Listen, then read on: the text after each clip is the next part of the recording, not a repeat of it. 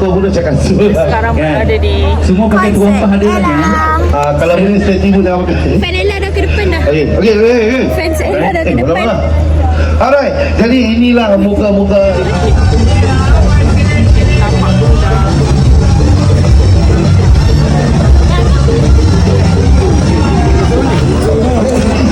Tengah masak. Tahun ni je tengah masak. Saya selalu buat live. Oh, tengah rakam. Jadi tak betul. Tak percaya. You suami yang ke bawah itu 4. amat kat depan. Dia suami yang kata retak hatiku hancur semua. Itu Iran Bipan lah. Bukan. 1, 2, 3, 4.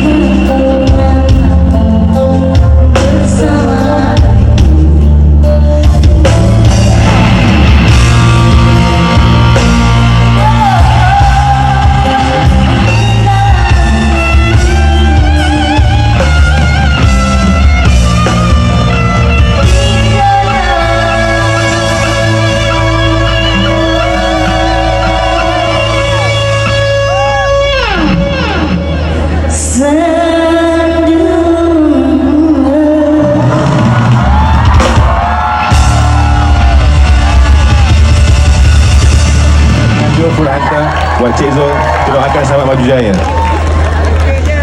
Dan syukur sekali lagi malam ini, walaupun hujan, gerimis, namun mereka masih tetap bersama. Alhamdulillah. Sayangku, apa yang awak syukur malam ni? 3 perkara. Okey, yang ketiga Okey, yang ketiga. syukur Alhamdulillah sebab dapat sampai ke sini dengan tenang. Jam tadi boleh lancar. Yang kedua gembira dapat berjumpa anda semua. Dan yang ketiga, Syukur yang ketiga. Siapa dia? yang ketiga sebenarnya terima kasih kerana cuaca yang sangat indah. Walaupun hujan namun banyak senyuman di sini. Ya. Alright. Kita nak kongsikan walau kita bergembira sepotong ayat Quran dari surah Ibrahim ayat 7. Bismillahirrahmanirrahim.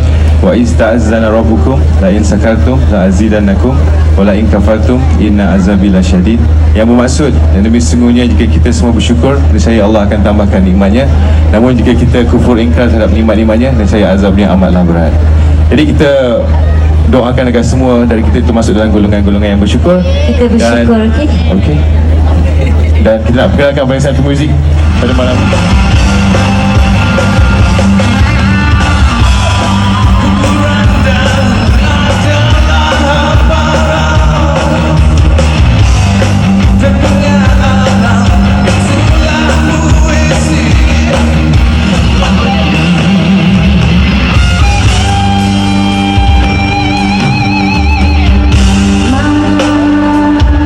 Sepi mama